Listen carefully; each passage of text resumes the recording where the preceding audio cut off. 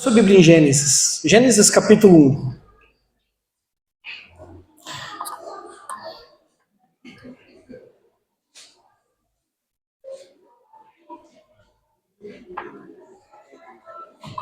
Eu vou ler alguns versículos de Gênesis capítulo 1, Gênesis capítulo 2 e Gênesis capítulo 3. Poucos versículos, tá bom? Tema de hoje: da queda à redenção. Da queda à redenção.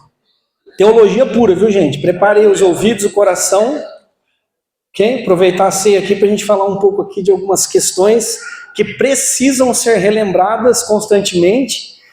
E para quem tudo isso é novo, né? Muito bom que aí você já fica conhecendo. Então eu vou voltar aí para alguns textos que são textos que falam da criação, do início de tudo, o princípio de tudo. E é muito bom a gente olhar o início para ver onde a gente está errando hoje, né? Qual foi o projeto original de Deus, para que a gente possa também nos alinhar a essa vontade de Deus e essa revelação de Deus. Então, Gênesis 1, eu vou ler o 27 e o 31 para começar. Então, Gênesis 1, versículo 27. Versículo 27. Criou Deus o homem, à sua imagem, a imagem de Deus o criou, homem e mulher os criou. Agora pula para o versículo 31. 31. E Deus viu tudo o que havia feito, e tudo havia ficado muito bom. Passaram-se a tarde e a manhã, e esse foi o sexto dia. Agora vai para Gênesis 2, versos 8 e 9. Ora, o Senhor Deus tinha plantado um jardim no Éden, para os lados do leste, e ali colocou o homem que formara. Então o Senhor Deus fez nascer do solo todo tipo de árvores agradáveis aos olhos e boa para o alimento. E no meio do jardim estavam a árvore da vida e a árvore do conhecimento do bem e do mal. Agora vai para o versículo 15. O Senhor Deus colocou o homem no jardim do Éden para cuidar dele e cultivá-lo. E o Senhor Deus ordenou ao homem: coma livremente de qualquer árvore do jardim, mas não coma da árvore do conhecimento do bem e do mal, porque no dia em que dela comer, certamente você morrerá. Gênesis capítulo 3, versos 4 a 6. Disse a serpente à mulher: certamente não morrerão. Deus sabe que no dia em que dele comerem, seus olhos se abrirão, e vocês, como Deus, serão conhecedores do bem e do mal. Quando a mulher viu que a árvore parecia agradável ao paladar, era atraente aos olhos e, além disso, desejável para dela se obter discernimento, tomou do seu fruto, comeu e deu ao seu marido, que comeu também. Deu ao seu marido, que comeu também. Até aqui. Vamos orar, gente, mais uma vez, por nós, né? Oramos pelas crianças, vamos orar por nós, para que o Senhor fale, continue falando conosco. Hoje, antes de vir para o culto, eu estava em casa só, né? Porque a Ju e a Vi foram pro espetáculo aí de dança que a Vitória teve hoje, e eu orei assim: Deus, que a semente não se perca, né? Que o Senhor fale conosco, não só na palavra, a palavra tem uma centralidade no culto, mas que o Senhor fale conosco desde do primeiro abraço ali na porta. Essa foi a minha oração hoje, nos dízimos, na dança, na ministração do louvor, na comunhão, na cantina, que o Senhor fale conosco em todo o tempo, que seja uma noite especial, maravilhosa, alegre, de gratidão, né? Estamos diante da mesa do Senhor. Então, orei não só por mim, mas por vocês, e para que tudo aquilo que fosse acontecer aqui fosse uma bênção. Então essa é a oração. Vamos orar então, né? Mais um pouco. E ore pelo teu coração, né? Não sei, a Lia falou algo importante aqui, né? Que às vezes a gente, no meio das coisas, a gente fica meio distraído, meio pensando em outras coisas, e a gente não se conecta àquilo que Deus está fazendo. Então peça isso agora, Deus, que a minha mente seja cativa a Jesus Cristo. Amém? Pai, eu quero te louvar e te agradecer por essa noite de Santa Ceia, te louvar por estarmos mais uma vez juntos, reunidos como família, o teu povo. Deus, que bom revermos os nossos irmãos, que bom sabermos também pela fé que o Senhor está aqui em nosso meio. Obrigado, porque eu creio que o Senhor já tenha falado conosco, mas nesse momento também eu peço a Ti, Deus, que o Senhor traga a revelação da Tua palavra, ministre as nossas vidas, os nossos corações, nos traga, Senhor, alertas, nos traga consolo, nos traga esperança. Deus, que o Senhor marque as nossas vidas e que seja um domingo especial em nome de Jesus. Amém. Glória a Deus. Glória a Deus. Era uma vez, ou no princípio, Deus criou os céus e a terra. Um Deus que é espírito, um Deus que é bom, um Deus criativo, inteligente, generoso, misericordioso, majestoso, Senhor das coisas visíveis e invisíveis. Esse Deus criou tudo muito bom, tudo muito perfeito, e a Bíblia nos diz que, dentre essas coisas maravilhosas, Ele cria o homem e a mulher, o primeiro casal, e coloca esse casal num jardim do Éden, para que eles pudessem cuidar desse jardim e cultivar esse jardim. Havia muitas árvores agradáveis para se comer, agradáveis aos olhos, ao paladar, eles podiam comer de tudo, e aí Deus coloca outras duas árvores ali especiais, vamos dizer assim, a árvore da vida e a árvore do conhecimento do bem e do mal. Coloca essas duas árvores no jardim, e eles podiam comer livremente de todas elas, mas havia uma única restrição. Deus disse, para eles, especialmente aqui, na verdade, para o homem, Deus disse que eles poderiam comer de tudo, apenas a ordem foi a seguinte: não comam da árvore do conhecimento do bem e do mal, porque no dia que dela vocês comerem, vocês morrerão. Vocês morrerão. E, infelizmente, tudo aquilo que era muito bom e muito perfeito, sempre a gente estraga, né? Algo trágico aconteceu, eles decidiram desobedecer, decidiram provar se de fato a palavra dada por Deus era verdade ou não, e aí, tanto o homem quanto a mulher tomam desse fruto, comem esse fruto e o pecado entra no mundo, ou a queda entra no mundo. Então nós temos um cenário onde Deus cria tudo muito bom, perfeito, agora há uma tentação, a serpente tenta a mulher, e a mulher come do fruto e dá também ao seu marido que come desse fruto, e aí, uma vez capturados na tentação, acontece a queda.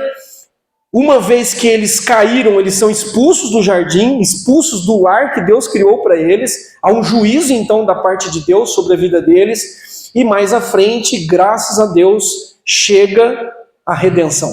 A redenção chega até eles, a salvação, Deus vai dar o jeito dele, para resolver a tragédia, a catástrofe que havia, ou que estava acontecendo ali naquele jardim. Eu queria falar, para começar aqui, sobre a tentação, ok? Sobre a tentação.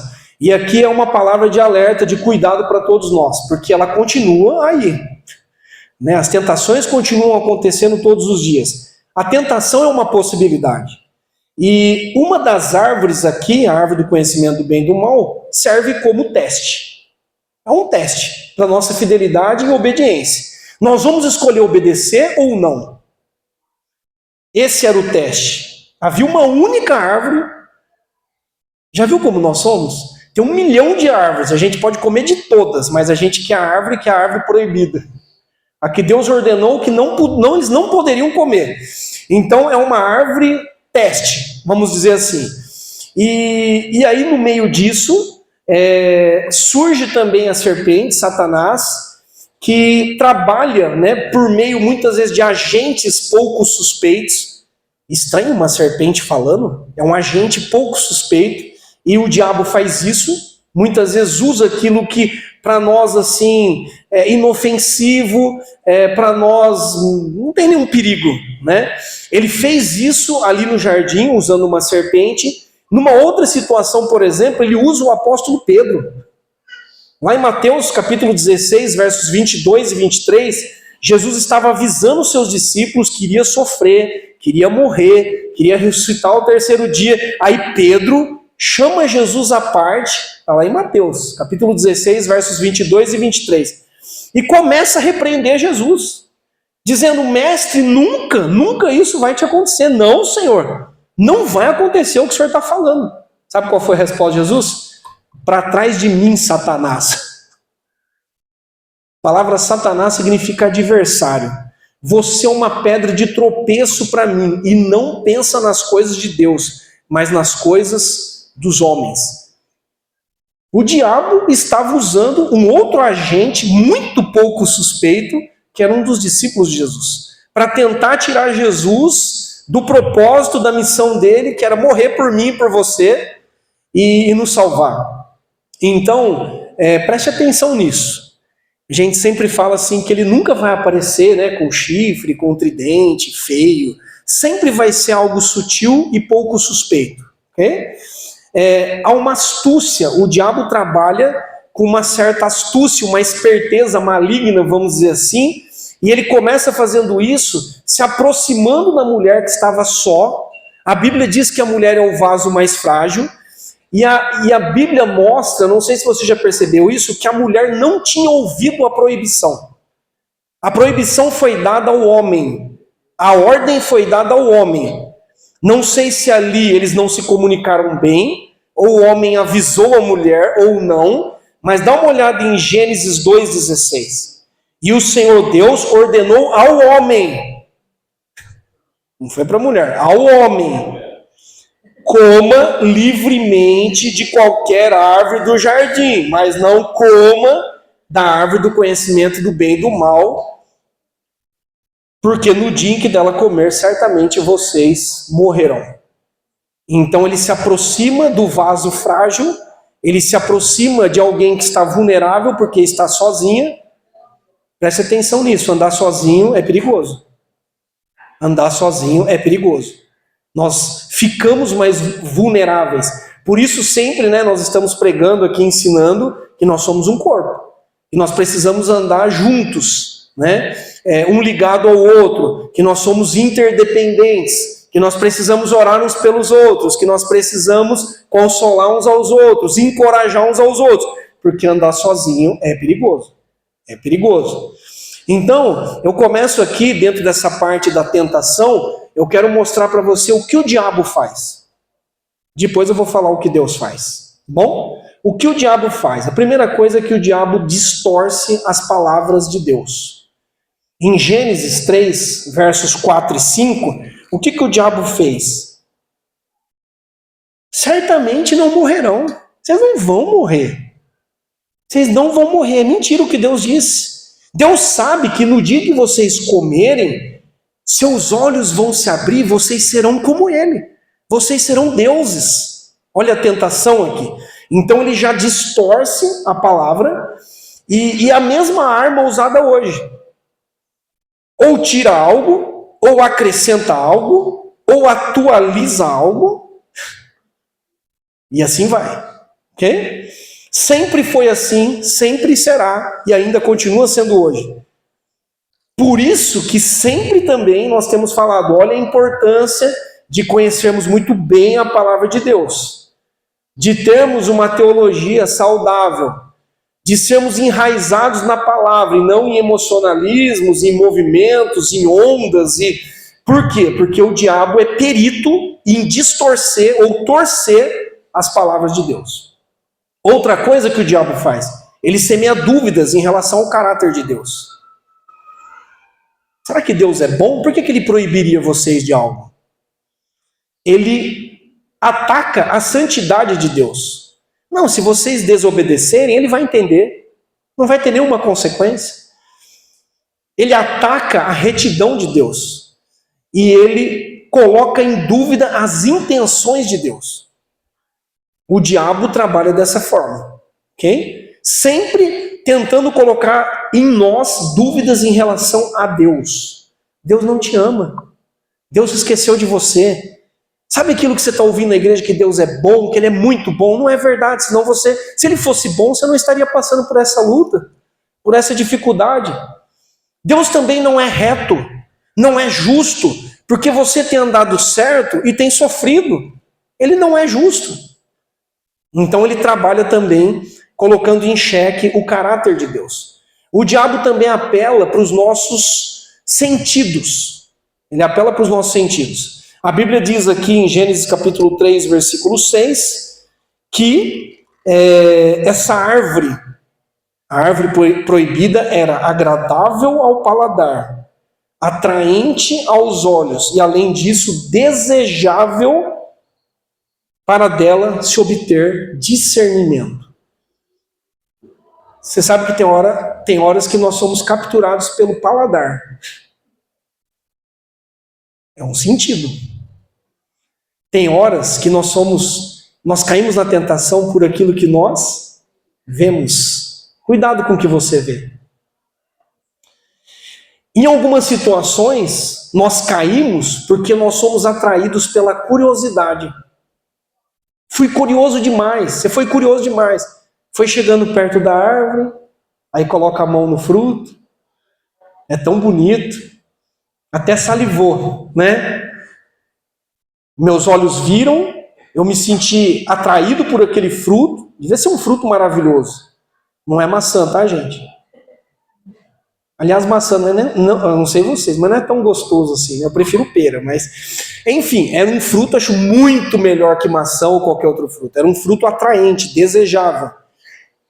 E o diabo trabalha muito assim. Tem pessoas também caindo muitas vezes, por quê? É a tal da curiosidade. Não, deixa eu ver mesmo se eu tenho força para suportar essa situação. Se eu sou forte mesmo. Deixa eu me aproximar um pouco mais. Deixa eu dar uma olhadinha aqui na frestinha da janela. Curiosidade, visão, paladar, aquilo que nós ouvimos. Então o diabo usa os nossos sentidos para que a gente também caia na tentação. A quarta arma do diabo, ele insiste. Ele é perseverante. Na tentação, ali no deserto com Jesus, em Mateus 4, versos 1 e 11, foram 3 propostas. Depois das 3 propostas, ele se retirou, mas ele voltou outras vezes. Várias vezes ele voltou. E assim conosco também. Você vence hoje uma tentação, amém, glória a Deus, mas não baixe a guarda, porque ele voltará. Não só Jesus voltará, mas ele voltará no sentido de te tentar de novo para que você caia. Então, essa é uma outra arma do diabo. Assim como Deus insiste conosco, o diabo também investe e insiste em nós. Por isso a Bíblia tem tantas orientações e exortações em relação à vigilância, a tomarmos cuidado. E uma quinta arma que o diabo usa, ele omite as consequências do erro. Ele nunca te mostra a ressaca do dia seguinte. Ele te mostra o prazer momentâneo que você vai ter ali, não é? Talvez ele coloque um laço bonito, um papel de presente na armadilha que vai prender os teus pés, ou no anzol que vai prender a tua boca, e você não vê. Olha que bonito esse presente, que maravilhoso, mas na verdade é uma armadilha, que vai prender, que vai capturar. Então, no capítulo 3 aí, eu não vou ler, mas dos versos 7 a 24, começa a acontecer a descrição das consequências que vieram sobre Adão e Eva e toda a humanidade, todo o universo, pelo fato deles terem desobedecido. Vou citar algumas. Medo. Eles não tinham medo de Deus, agora eles estão com medo de Deus. Eles conversavam com Deus todo dia no final da tarde, mas agora, ao ouvir a voz de Deus, eles se escondem. É uma outra consequência, fuga. Eu começo a fugir de Deus. É por isso que muitas vezes pessoas que estão andando errado com Deus não querem mais vir na igreja, porque elas estão fugindo de Deus. Elas têm medo de serem descobertas, de que Deus fale com elas, né? Algumas têm medo de que Deus levante um profeta, uma profeta e dê uma palavra, né? De arrependimento, de volta. Então são consequências. Uma outra consequência, transferência de culpa. Senhor, foi a mulher que o Senhor me deu. Homens, já fizeram isso? Deus, eu pequei, mas a culpa é da minha esposa, da minha namorada, foi a mulher que o Senhor me deu. Aí Deus vai na mulher, foi a serpente que me tentou. Um vai jogando a culpa para o outro, não é? E nós fazemos isso quando nós erramos. Não, eu errei, mas nós sempre temos uma desculpa e uma explicação. Mas a culpa foi do meu patrão. A culpa foi porque naquele dia lá não estava bom. Não estava bom, a gente transfere responsabilidade. É difícil um homem e uma mulher que tem a humildade e a coragem de dizer: eu errei, eu pequei contra Deus e contra os homens, e eu preciso me arrepender.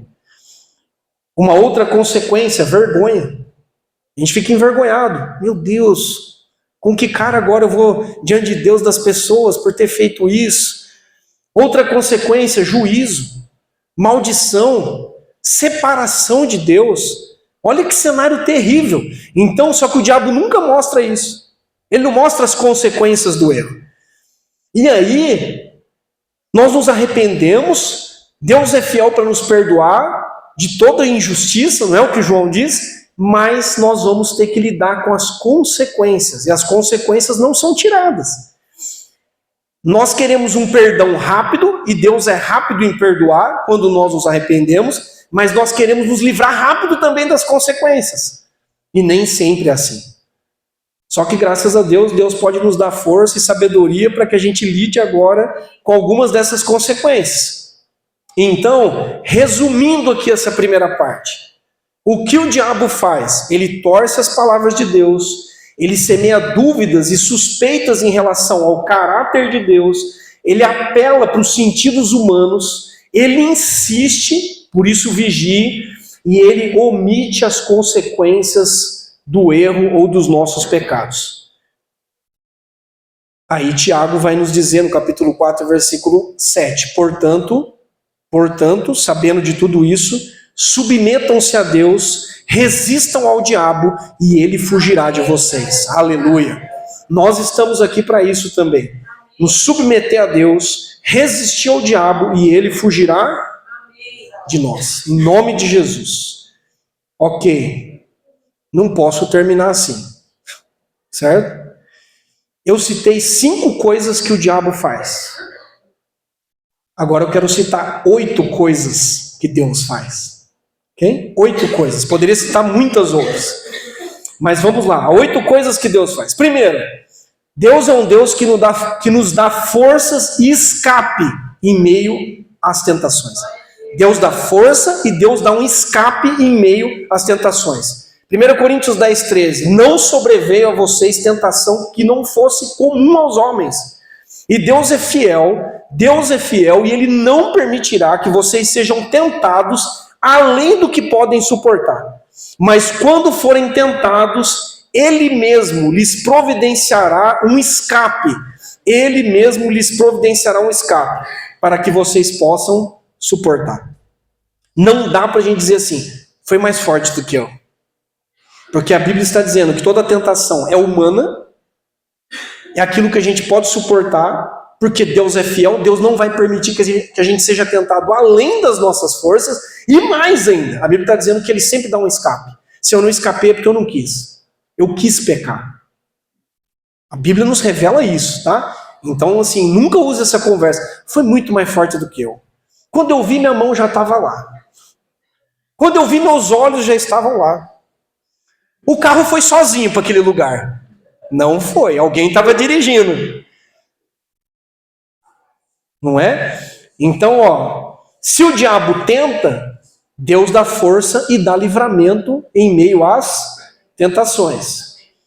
Hebreus 2,18, porque tendo em vista o que ele mesmo sofreu quando tentado, é capaz de socorrer aqueles que também estão sendo tentados. Deus tem socorro para você, para mim, na hora da tentação. Segunda coisa que Deus faz, Deus nos dá a palavra como arma de guerra. Deus nos dá a palavra como arma de guerra. Lembra a tentação de Jesus no deserto? 3 propostas o diabo fez. Sabe como Jesus respondeu? Jesus respondeu, está escrito, não só de pão viverá o homem, mas de toda a palavra que procede da boca de Deus. Também está escrito, não ponha à prova o Senhor, o seu Deus. Jesus disse, retira-se, Satanás, pois está escrito, adore o Senhor, o seu Deus, e só a Ele preste culto. 3 propostas do diabo. 3 vezes Jesus, está escrito, está escrito, está escrito. E citou a Bíblia. Citou a palavra de Deus. Então, essa palavra é uma arma tanto de defesa como de ataque. Tanto de defesa como de ataque. Você sabe manusear bem essa espada? Ah, pastor, nem sabia que era uma espada? Sabia que a Bíblia é comparada a uma espada? Então, Deus nos deu essa palavra, irmãos. Deus deu a revelação da palavra. Deus nos treinou e tem nos treinado para que a gente possa lutar e viver em santidade, agradando a Deus. Terceira coisa que Deus faz, Deus cobre a nudez e a vergonha nossa. Aquilo que o pecado trouxe. A Bíblia diz em Gênesis 3:21 que Deus fez uma roupa, ou roupas de pele, e com ela vestiu Adão e Eva. Isso significa que os métodos de Deus são muito melhores do que os nossos. Que as folhas de figueira que nós juntamos para nos cobrir da nossa nudez e da nossa vergonha, elas são muito frágeis. E na verdade elas são insuficientes. Não tem como se livrar da nudez e da vergonha usando folha de figueira. Folha de figueira tem a ver com os nossos métodos, com o nosso jeito de resolver a nossa vergonha por conta do pecado, a culpa que está sobre nós. Eles não deram um jeito. O que acontece com uma folha? Imagina você fazendo uma cintinha assim de folha, bateu um ventinho, Deus teve o quê? Que fazer um casaco de pele para Adão e Eva. Eu vou cobrir vocês com pele, com algo que eu estou proporcionando. Tem que ser a minha roupa para cobrir a nudez de vocês. Tem que ser a minha roupa para cobrir a vergonha de vocês. Não tente dar o seu jeito. Não vai funcionar. É insuficiente. Não vai funcionar. Quarto, Deus nos dá a vitória sobre a serpente. Aleluia. Deus nos dá a vitória sobre a serpente. Então o Senhor Deus declarou à serpente: eu porei inimizade entre você e a mulher, entre a sua descendência e o descendente dela, esse lhe ferirá a cabeça e você lhe ferirá o calcanhar. Gênesis 3, 14 e 15. O descendente da mulher, o filho do homem, o filho de Davi, o filho unigênito de Deus, Jesus Cristo, já feriu a cabeça da serpente com um golpe mortal. Com golpe mortal. O Filho de Deus já venceu. O descendente da mulher já venceu. Então eu e você somos mais do que vencedores. Mais do que vencedores. Se ele pôde pisar na cabeça da serpente, nós também temos essa autoridade. É o que a Bíblia está nos ensinando. Quinto, Deus nos dá um cordeiro. Jesus, para morrer pelos nossos pecados. O justo pelos injustos. O nosso substituto, o sacrifício perfeito e definitivo. Perfeito e definitivo. Nós merecíamos a cruz, nós merecíamos morrer, nós merecíamos a condenação eterna. Mas Deus é tão bom, é tão generoso, é tão maravilhoso, que Ele oferece um cordeiro sem mácula, sem mancha, sem defeito, para morrer no meu lugar e no seu lugar. O que Deus faz é muito superior ao que o diabo faz. Está percebendo? Muito superior. Então Deus entregou, já foi entregue. O cordeiro foi morto antes da fundação do mundo. Por mim e por você. Olha que Deus sábio, maravilhoso, não é? Sexta coisa que Deus faz. Deus refaz a aliança que foi quebrada. E Deus derruba a barreira de separação que existia entre nós e Deus. Essa barreira cai agora.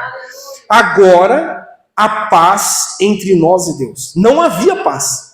Mas agora a paz retorna. Não uma paz qualquer, uma paz feita no sangue do Cordeiro. No sangue do Cordeiro, que nos livra agora de toda culpa, de toda condenação. Então, essa paz reina, Deus volta a reinar nas nossas vidas, e a aliança que foi quebrada é refeita, e agora nós temos uma nova aliança com Ele. Uma nova aliança com Ele. Não há mais barreiras, o acesso é direto. É pela fé, é pela graça. Um caminho foi aberto.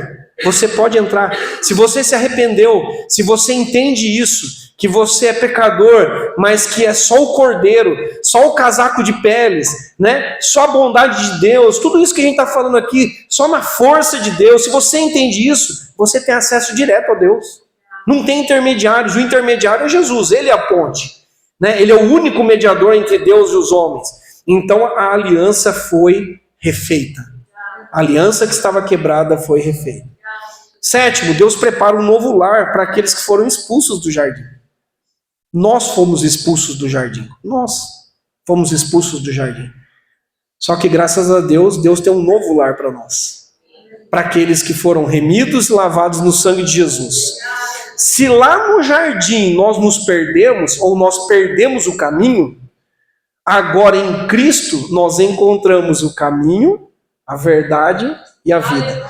Lá no jardim eu me perdi, em Cristo eu me achei. Aleluia! Em Cristo nós nos encontramos. Ou melhor, ele nos encontrou, não é?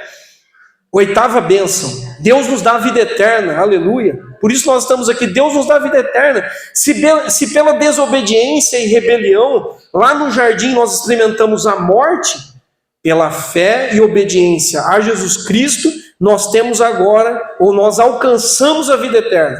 Novamente nós podemos comer da árvore da vida, aleluia. Novamente. Nono, eu falei que eram 8, né? Mas na verdade são 10. 10 coisas que Deus faz. Nono, Deus nos dá uma família. Que bom, Deus nos dá uma família. Se antes nós andávamos como ovelhas sem pastor, sem Deus no mundo, não é? Como bastardos, eu sei que é uma palavra forte, mas a Bíblia fala que nós éramos bastardos, filhos ilegítimos. Agora nós somos filhos de Deus, agora nós somos adotados na família de Deus. Lá atrás, sai aqui da minha casa, sai do meu jardim. Deus colocou até 2 anjos na porta do jardim para que eles não voltassem. Agora nós temos o que? De novo. Se acheguem, podem se assentar na minha mesa. Vocês fazem parte da minha família, eu adotei vocês agora em Cristo, pode voltar, vocês são bem-vindos. Né? Eu imagino assim, a gente fica meio assim, será que eu posso voltar mesmo? Será que eu sou bem-vindo? Sim, você é bem-vindo. É isso que a palavra nos revela, que Deus agora nos dá uma família, também nos dá uma família da fé, né, onde nós caminhamos juntos, como pecadores que foram salvos, remidos, justificados em Cristo Jesus. Que bom ter família, aleluia, amém? A família de Deus, o povo de Deus, esse irmão cheiroso e cheirosa que está do seu lado aí. Teu irmão, tua irmã, em Cristo, foi Deus que salvou, Deus que comprou com o sangue dele. Não foi preço vil, não foi com prata, não foi com ouro, mas foi pelo precioso sangue do Cordeiro, aleluia. Por isso nós estamos aqui. Não fui eu que escolhi você, nem você me escolheu, Deus nos escolheu para estarmos juntos, para fazermos parte dessa família, desse povo. E para terminar, irmãos, o que mais Deus faz? Deus nos dá a redenção, da queda à redenção. De um cenário catastrófico, terrível, de juízo, de condenação, para um cenário de vida. Um cenário agora de vida eterna. Não é qualquer vida, vida abundante. Lá atrás, um cenário de medo, de perturbação, de culpa, de vergonha. Agora, um cenário de paz, de sossego de coração. A inimizade foi desfeita. Glória a Deus por isso, não é? Não há mais culpa, não há mais condenação, não há mais morte. Nem a morte agora pode nos parar, porque a Bíblia diz que aqueles que creem em Cristo, ainda que morram, viverão, voltarão a viver. Essa é a promessa, assim como Cristo ressuscitou, nós também ressuscitaremos, não é? E em Cristo, nós somos novas criaturas e nós somos mais do que vencedores. Graças a Deus que Deus não desistiu de nós. Graças a Deus que Deus não desistiu do seu projeto original. Ele não desistiu. E Deus continua trabalhando para concluir esse projeto. Há uma redenção e lá no final existe a consumação. O desfecho de tudo, onde nós estaremos com Ele para sempre. O final é feliz. Para quem tem Cristo, para quem entregou a vida a Cristo, o final é maravilhoso. É infinitamente melhor do que a gente sabe ou conhece aqui, nessa terra. Então você, eu, nós somos alvos desse amor, que é um amor eterno. Um amor eterno. Jesus também continua tendo a última palavra em todas as coisas. Na minha vida e na sua vida. Talvez hoje você possa estar meio caminhando de uma forma não tão firme, ou com dúvidas, ou talvez um pouco com medo, lutando, né, com você mesmo, com a tua alma, mas Jesus continua ainda tendo a última palavra na sua vida. Você crê nisso ou não? E Deus continua investindo na sua vida. Deus continua fazendo depósitos na tua vida, de todas as formas. Então se abra para isso. E a ceia é um sinal visível disso, é um sinal concreto disso, é um sinal de que ele venceu, e de que nós somos aceitos na família, e de que ele voltará um dia para nos buscar, como ele prometeu. Segundo Jesus, ele foi, mas ele foi e preparou lugar para mim e para você. E nós sabemos qual é o caminho. Nós sabemos qual é o caminho para chegar até esse lugar, até esse final. E a ceia, gente, é esse momento para a gente relembrar, para a gente dar uma polida na nossa aliança com Deus, né? Para a gente trazer à memória aquilo que nos dá esperança, para a gente fazer uma autoavaliação, um autoexame e dizer: Deus, eu quero viver essas maravilhas que o Senhor tem para mim. É o Senhor que tem a última palavra. Deus, eu quero viver em paz, eu quero viver sem culpa, sem medo, não quero ficar transferindo a responsabilidade dos meus erros para as pessoas, não quero viver debaixo de maldição, mas debaixo de bênção, não é? Ceia é sinal de bênção, quero viver debaixo da bênção do Senhor, não quero viver com medo de perder a salvação. Tem crentes que vivem com medo, será que se Jesus voltar eu fico, né? Não quero viver assim, eu quero viver debaixo dessa paz, desse amor, dessa palavra que o Senhor deu para nós, dessa revelação. Deus, me ajuda a usar essa arma de guerra. Me ensina, Deus, a manejar bem essa palavra e nos livre do mal. Jesus nos ensinou a orar assim: livra-nos do mal, que venha o teu reino, que venha o teu reino sobre nós, que venha o teu reino sobre as nossas famílias, que venha o teu reino sobre essa igreja, que nós possamos humildemente andar nos caminhos de Deus, nos submeter ao Senhor e resistir ao diabo, porque quem tem a última palavra e quem nos deu a vitória foi Cristo. Ninguém tira isso, ninguém tira isso. Cuidado com o que você vê, cuidado com o que você ouve, cuidado com essas tentações, né? Elas são sutis e muitas vezes elas vêm através de agentes pouco suspeitos. E aí, ouça Deus, às vezes através de um irmão que vai falar: cuidado, hein, você não está vendo isso? Tem gente que Deus vai usar pessoas, assim como o diabo usa alguns agentes para nos prender, Deus também usa pessoas para falar: irmão, não está legal isso, cuidado, você não está percebendo que é uma armadilha? Você não está percebendo que isso pode ser a tua derrota? Que isso pode trazer morte, tristeza, vergonha para a sua vida? Então procure estar atento a esses movimentos. Talvez você esteja pensando algo e às vezes uma palavra que é dita aqui no louvor, uma frase de uma música do louvor, Deus vai falar com você. Por isso que também a distração é um problema. Quando a gente vive distraído, avoado, né? A gente fala, é problema. Porque o diabo trabalha em cima dessas coisas também, né? Então eu queria te convidar a ter um tempo de oração. Nós vamos orar, tomar ceia e eu quero que você saia hoje com isso na tua mente. Depois eu posso pôr lá no nosso grupo os 10 pontos. Que você saia com isso na mente: Deus, o Senhor faz isso, o Senhor faz aquilo, o Senhor é bom, eu confio no teu caráter. Declare isso. Chegue na tua casa e ore em voz alta. É bom. Deus, o Senhor já pisou a cabeça da serpente, eu também vou pisar em nome de Jesus. Deus, o Senhor já venceu o medo e eu venço em nome de Jesus. Pai, em nome de Jesus, o Senhor já tirou toda a vergonha da minha vida. Não tem o porquê mais agora eu viver de cabeça baixa. Não tem mais agora de eu continuar vivendo como alguém inferior. Não tem mais. Em momentos de solidão, fale isso. Deus, a tua palavra diz que o Senhor me deu uma família. E eu creio nisso, eu tenho uma família sim. Eu concordo com o Senhor. Porque o diabo sempre vai vir dizendo assim: foi isso mesmo que Deus diz? Foi. Está escrito. Está escrito, e eu fico com aquilo que está escrito. Eu fico com aquilo que Deus disse à minha vida. Ore agora, tem um tempo aí seu com Deus e a gente vai tomar a ceia, tá bom? Aleluia, Jesus.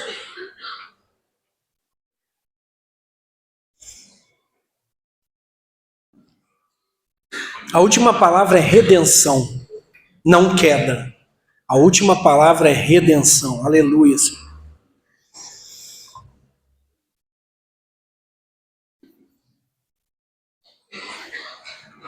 Obrigado, Deus, pela tua vitória na cruz, Pai, do Calvário. Obrigado, Jesus.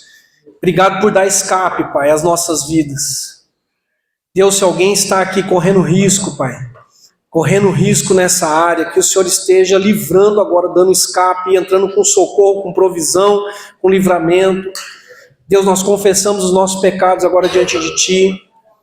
Deus, nós vestimos as Tuas roupas, aquilo que o Senhor tem para nós.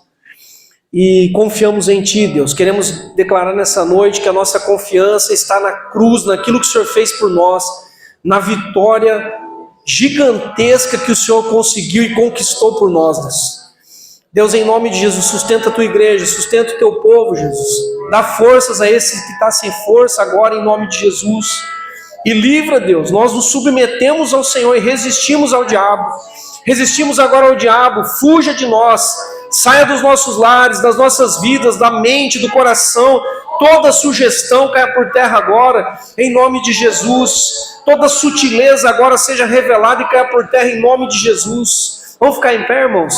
Vamos orar? Deus, em nome de Jesus, nós nos colocamos agora debaixo da Tua graça, Deus.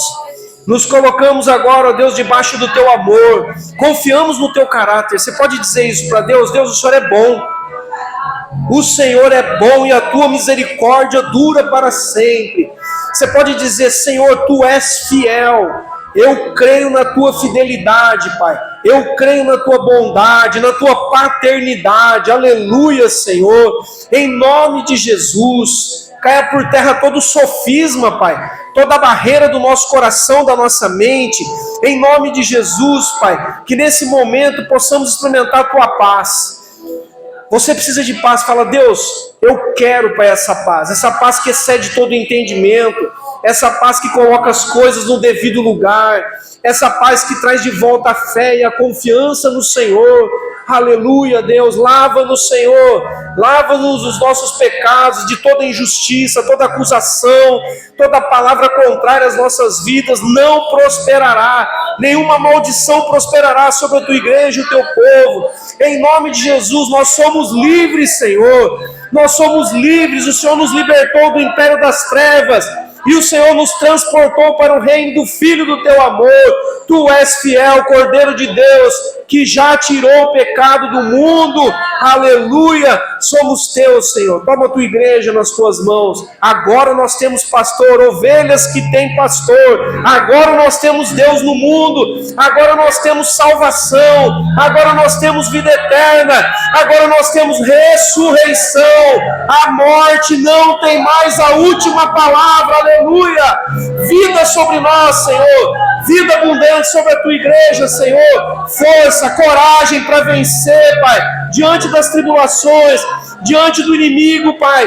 Vitórias para o Teu povo em nome de Jesus, Senhor. Nós celebramos a Tua vitória e nós hoje nos reunimos, ó Deus, em memória do Senhor, para participar da mesa, do sangue, do corpo de Cristo, Senhor, até que o Senhor volte para nos buscar. Bendito seja o nome do Senhor. Bendito seja o nome do Senhor, aleluia, glória a Deus. Está com o microfone?